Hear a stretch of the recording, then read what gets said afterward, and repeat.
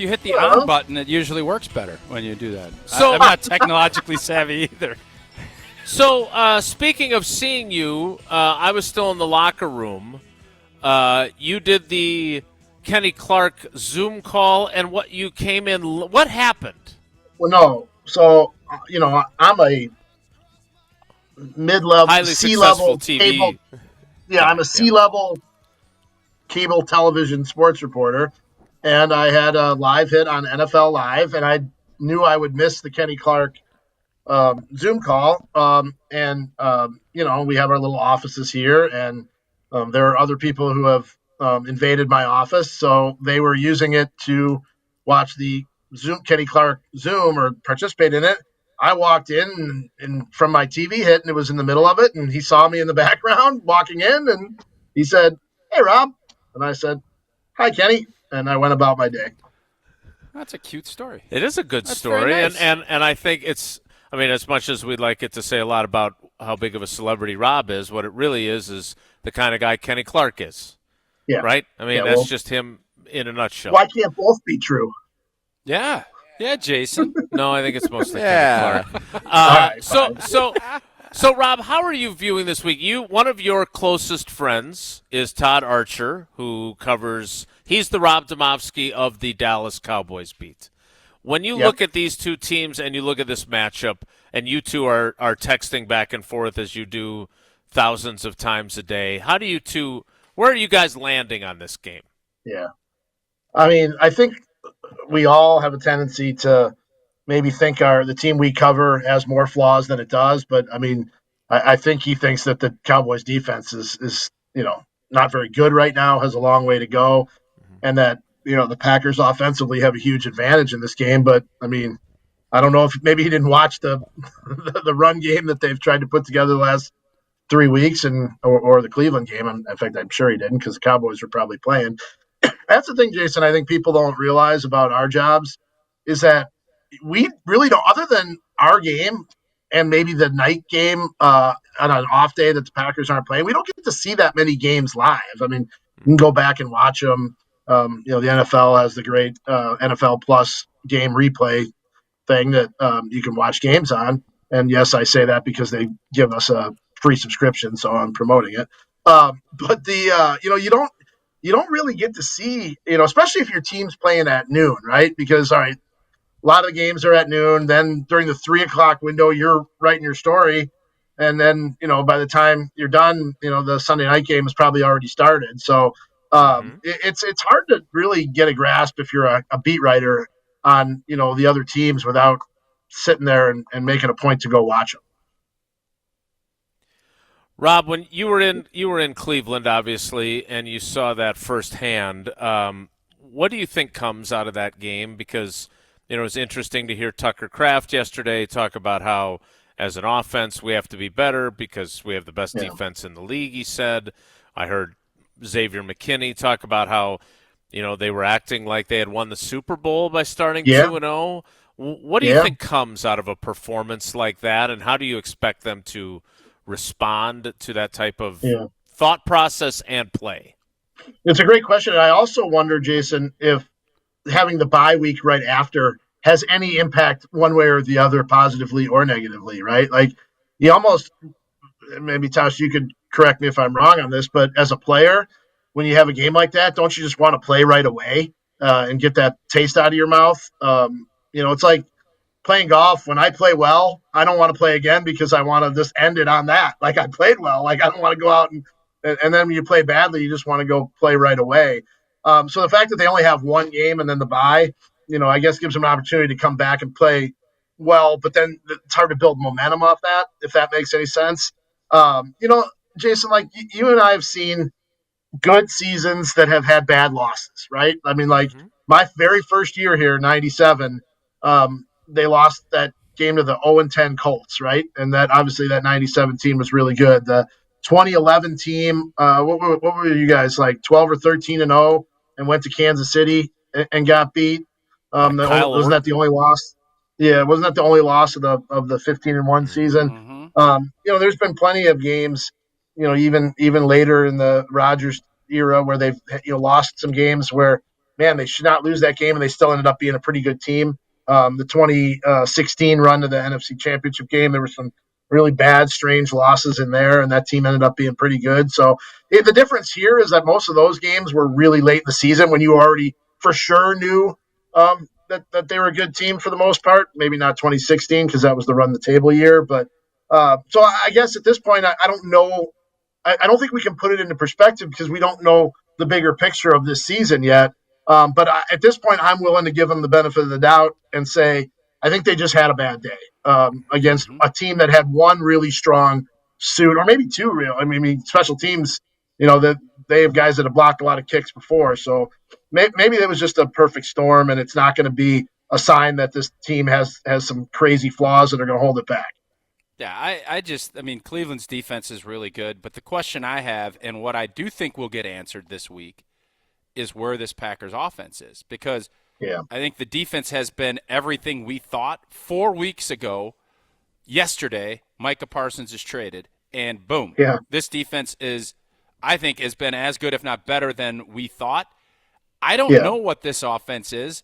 What do you think? Not only what are you expecting and hoping to see if you're a Packers fan Sunday, but where are we right now as an offense?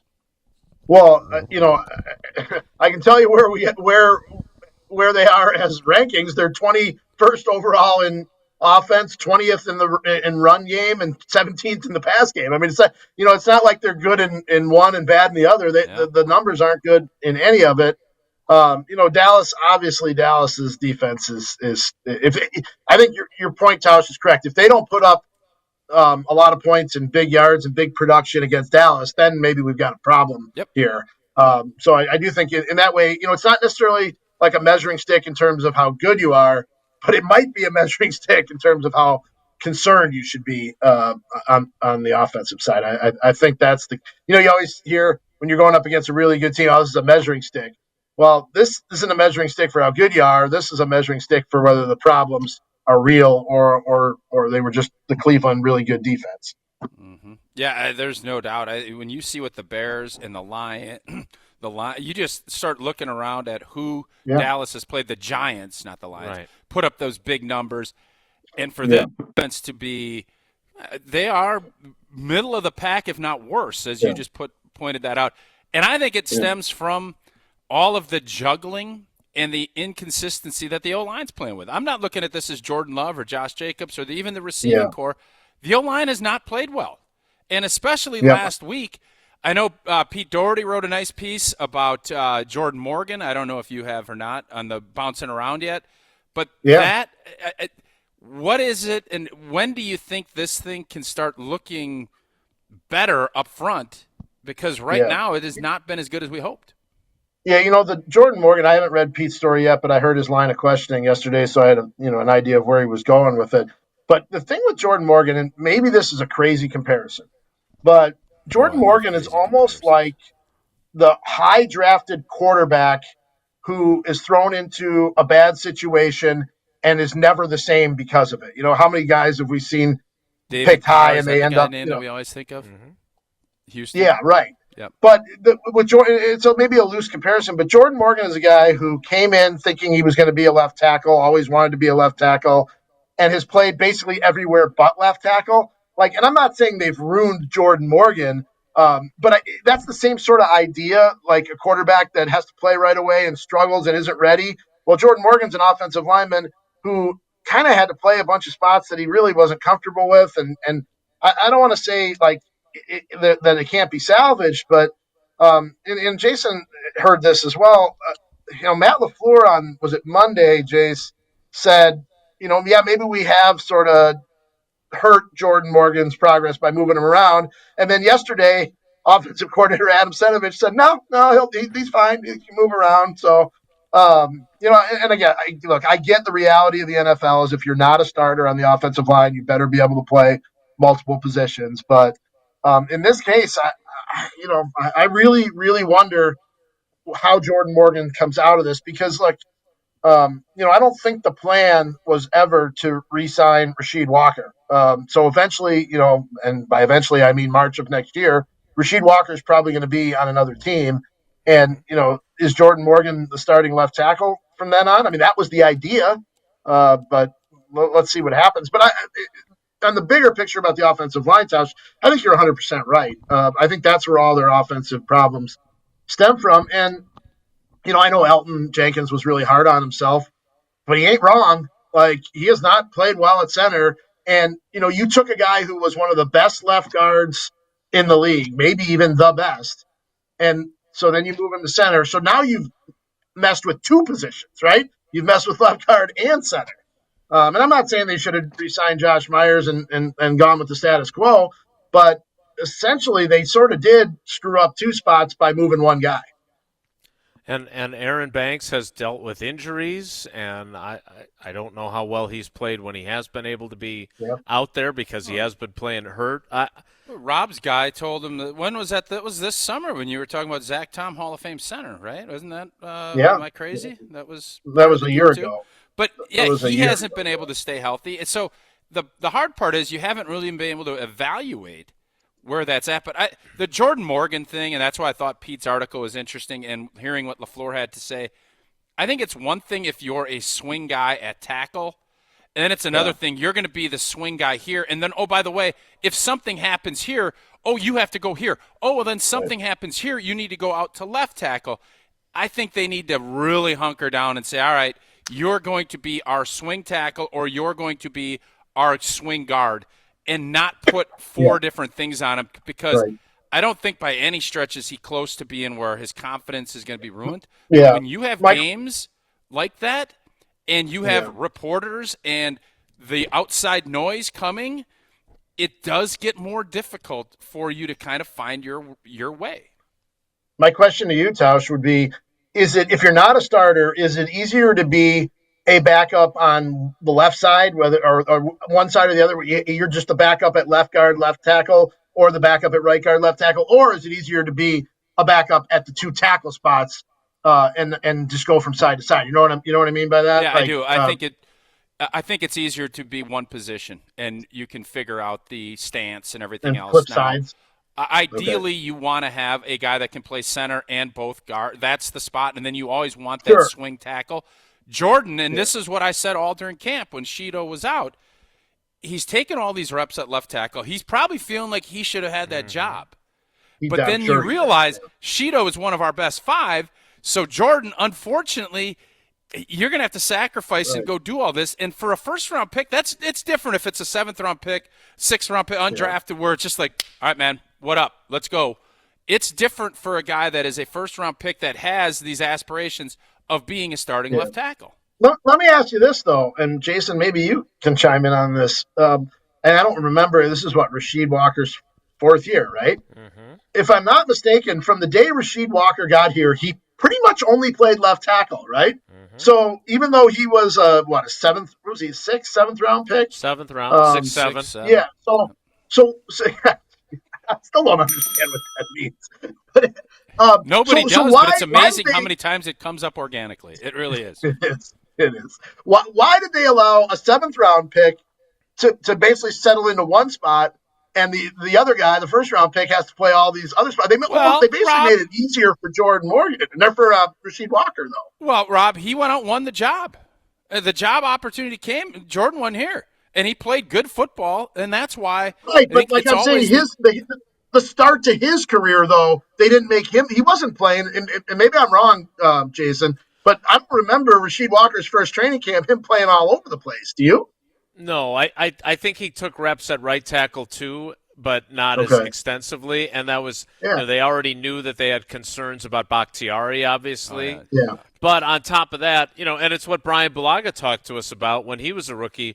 Like, he got there and it was clear to everyone this guy can't play guard, including to himself, right? Yeah. And so maybe that's where Sheed falls. That, like, the part. And you made this point yesterday when we were going through this with Steno.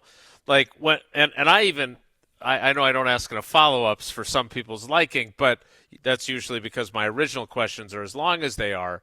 But, like, he made it sound like this is something that Jordan Morgan's really good at. And my point was, when Zach Tom was moving positions, you felt like he made it look easy. When Elton Jenkins was moving positions, you felt like it was easy. And it has not looked easy for well, Jordan. Part of it, No. too, Jordan hasn't got – like Elton had success at a play, at a spot, and was able to – You start having success, you start feeling like you can do all this stuff. Jordan, in his career, he's been injured. He hasn't felt success and really a lot of praise as all your play. Yeah. You can hear Steno say all this stuff, and then you can watch the film and you'd be like, I don't know. I'm not seeing what you're seeing. Well, the other part, too, Tausch, is it's not just Jordan Morgan. There's been so much movement around him, too. Yep. Like there's so many different moving parts that it's not just hard for you. It's hard for everybody around you. And then, the cohesiveness just isn't there. And I mean, like in the run game, to me, it's shown up a ton. Yeah. And as Sean Ryan said yesterday, they're 3 games in. He's played next to 4 right tackles already. Yeah, that's a good number. Rob, I know you got to get to LaFleur, so I wanted to ask you about this too, though, because not only did Steno say the opposite of what LaFleur said about stretching Morgan too thin, but also, look, Rich Bisaccia is a little bit of a tough nut to crack, right? Like when you're asking him questions, and I've tried in a variety of ways, and yesterday I was trying to get him to acknowledge that their special teams group has not been good enough. And somebody else had mentioned LaFleur talking about catastrophic mistakes, and he took exception with that word. You got a kick blocked in a game you ended up losing. That seems catastrophic to me. How do you view where their special teams group is? I feel like we just rewind the question from 2014, from 2018, from what was the San Francisco block punt in the playoff game? Right, 21. Yep. I don't understand why, and maybe the Packers' crutch is that they're special teams that can't get it right. I mean, look, some teams can't get the quarterback position right. Like, which one would you rather have as your downfall, right? I mean, I guess this probably is it. So, but it doesn't make any sense to me. It's different general managers, it's different coaches, it's different coordinators. And you got the kicker and punter right. You get that right, your special team should be good. Yeah, maybe it's the age old. They just need to use more starters on special teams. But if you look at that field goal block unit, I mean, Jordan Morgan was out there, Rasheed Walker was out there, Sean Ryan was out there, Tucker Kraft was out there. Maybe they did have a lot of non-starters. Yeah, maybe. I don't know. I think I could cover this team for the rest of my career and not come up with an answer for why their special teams haven't been what they need to be in certain spots. Rob, how would you rate Rich Bisaccia's tenure so far as the special teams coach? Because he was brought in as a savior and as the highest paid guy. And I'm going to go with highest paid. Well, I was waiting for him. He is. I get it, but if he was the lowest paid special teams coordinator, would it be okay if their special teams had stuff like this? Like I don't understand why people get so worked up about a guy's pay. Rob, like, when you get paid big money, your expectations are different. That's why it's like, Jordan Love, when he's making $4 million to 55, we expect different play. Like, what are we talking about? Well, of course, there's expectations. I guess you know what? I guess then. Well, I'm trying to say this nicely. I guess, since I'm probably one of the higher paid NFL Nation reporters at ESPN, I should be that You're much better. You're on TV a lot more than the Jacksonville Jaguars guy is. Are you not? I walked right into that one. I knew I mean, really? Like, if you weren't covering the Packers, if you were covering, Jacksonville, I bet you're probably not getting paid as much, right? Yeah, I'd like to think it was me.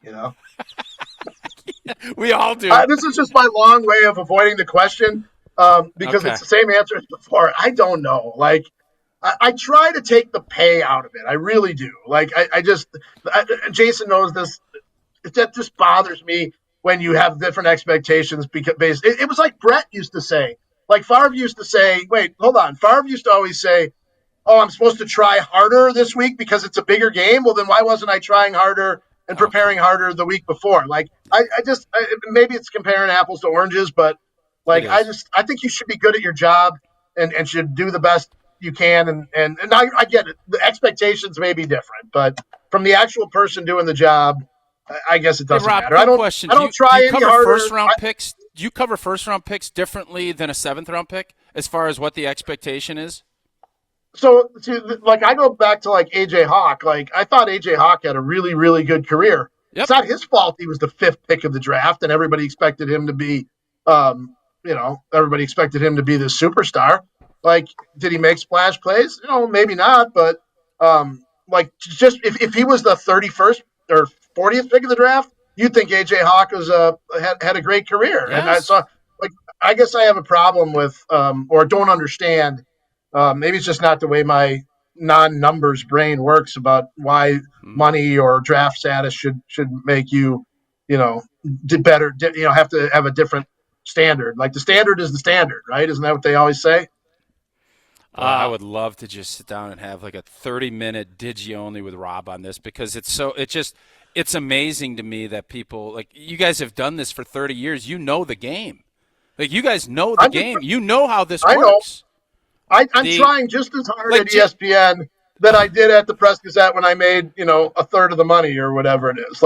It's just I tried just as hard then and was expected to be just as good. You have to dress nicer. You have to go on TV. Like, there's expectations that go. Rob, before you go, Mike McCarthy, who's he rooting for this weekend? He's probably rooting for a personality, kind of like we do. We root for people, not teams. So whoever his favorite people are on those teams, that's probably who he welcomes. Whoever's the least paid. Whoever's making the least amount of Badger money. volleyball. He's viral Jesse. His expectations are lower. Rob needs to get to Matt LaFleur, who is so nice to do all his press conferences during our show during the week now. He is among the highest paid among the ESPN NFL Nation. Don't judge him on that, though. But don't judge me on that. Just judge Rich Bisaccia. Oh, Rob. That was fun. He is Rob Demovsky. Thanks, Rob. All right, we'll be seeing you.